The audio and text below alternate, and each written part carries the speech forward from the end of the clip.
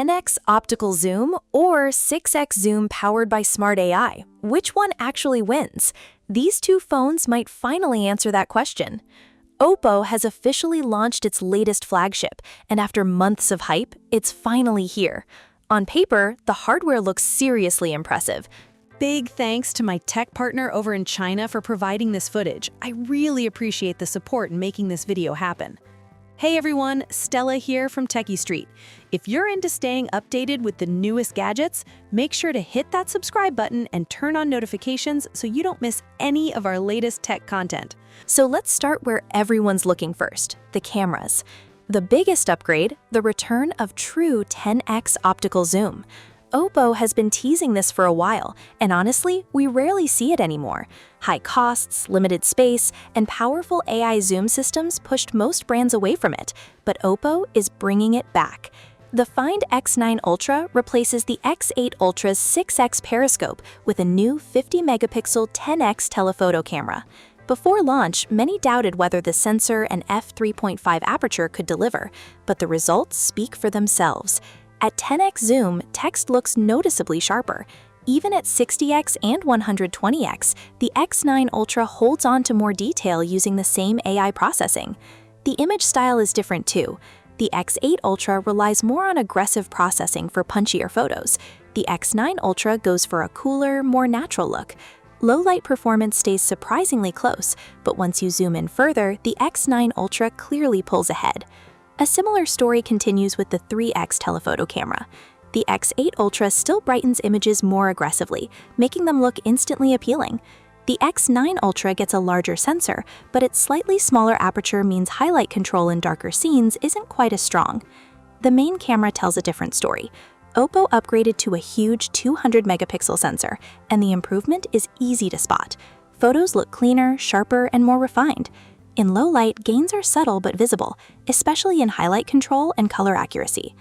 The final big hardware upgrade is the ultra-wide camera. It now uses a larger sensor and a wider 14mm focal length. During the day, the difference can be hard to notice.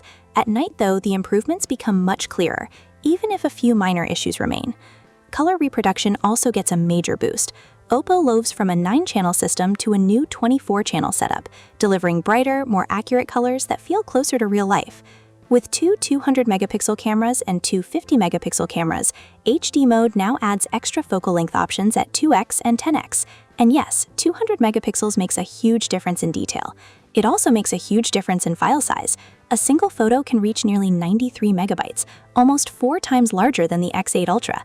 Thankfully, shooting speed still feels quick. OPPO also updated its master filters. The count drops from 15 to 14 and some popular lifestyle filters are gone. But there's a catch. ColorOS 16 now allows one-tap preset imports in master mode. No more searching online for filter recipes. Just download a preset and import it instantly. For beginners, it makes the Hasselblad experience much easier to enjoy. Another welcome addition is a dedicated photo watermark system, making social sharing faster and simpler. For video creators, the X9 Ultra supports 10-bit 8K at 30 frames per second and 4K at 120 frames per second. Overall, it delivers better detail, image quality, and camera performance. Still, once you consider software improvements and how often people actually use extreme zoom or ultra-wide cameras, the X8 Ultra remains surprisingly competitive. Now let's talk design. The Earth platform color is easily the star of the lineup. The black vegan leather finish paired with the orange Hasselblad-inspired shutter accent gives it a bold, energetic look. A dividing line across the back also helps break up the design nicely. There's another detail most people will miss. Only the Earth platform version replaces the center H logo with full Hasselblad branding. It makes the phone feel even more like a professional camera. OPPO clearly paid attention to the details.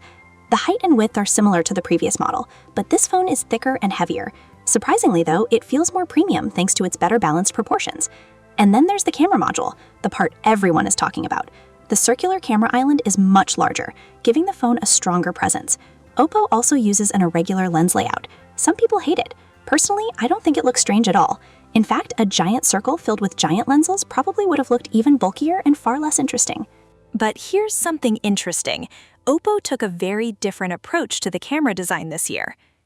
The Find X9 Ultra sticks with a thin camera bump and a thicker body.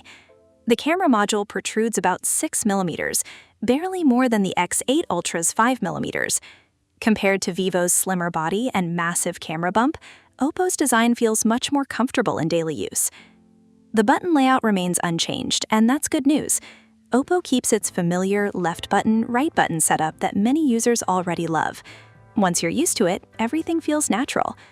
The customizable shortcut button is still here too. And yes, the 3D ultrasonic fingerprint scanner returns, although accidental unlocks can still happen occasionally. So what do you think of the design so far? Moving to the front, things look very familiar. The Find X9 Ultra keeps the same 6.82-inch QHD+ 2K display, with only minor tweaks to the bezels and corner curves. The biggest upgrade is the refresh rate, now expanding from 1 to 120 Hz to 1 to 144 Hz. OPPO also adds AI eye protection and viewing distance reminders. That said, display technology itself hasn't changed much. It still uses DC-like dimming at higher brightness and 2160 Hz PWM dimming at lower levels. Compared to last year, the difference isn't dramatic, and it's still not the industry's best. Color tuning feels similar to the Find N6, but OPPO changed the default profile. The X9 Ultra now ships in standard mode instead of natural mode. Switch both phones to Vivid though, and the X9 Ultra shows noticeably cleaner, brighter whites. Brightness is another surprise. Manual brightness stays similar, but peak brightness jumps significantly. The X9 Ultra reaches nearly 1,472 nits, almost 30% brighter than before. Now let's talk performance. Powering the phone is the new Snapdragon 8 Elite Gen5, and the results are impressive. Our 16GB RAM, 1TB storage version scored 4.18 million points on Antutu, with strong storage performance to match. Gaming? No disappointments here. In Honor of Kings, the phone averaged 144.2 FPS, with excellent stability and low power consumption of just 3.8 watts. Temperatures stayed cool at around 36 degrees.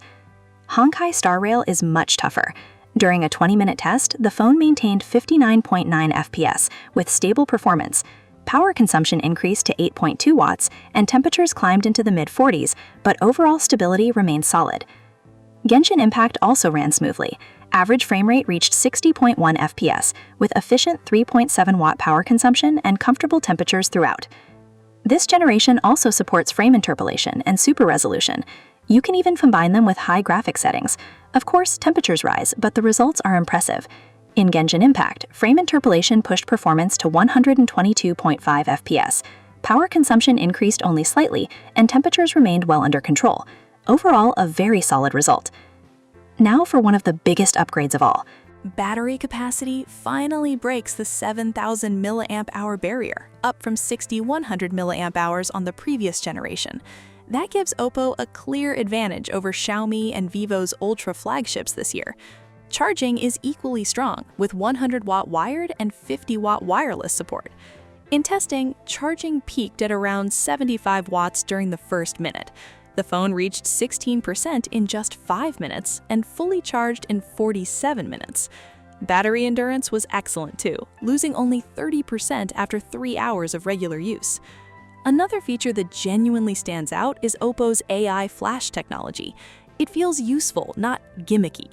ColorOS 16 also introduces the new lock screen island. It's more than just fancy animations. Think of it as a dynamic notification hub right on your lock screen. Swipe between modes, swipe up for more details, and access important information instantly. Even better, apps like Maps and Music can open in full screen directly from the lock screen without unlocking the phone first. It's a small change, but it makes everyday use feel much smoother. Looking at everything together, it's clear OPPO pushed hard with the Find X9 Ultra. From software refinements to major hardware upgrades, it delivers true ultra-level camera performance while staying balanced as a flagship. But now the real question is, does this make it the best Ultra phone of the year? Let me know what you think in the comments. If you enjoyed the video, don't forget to like and share. Thanks for watching, and I'll see you in the next one.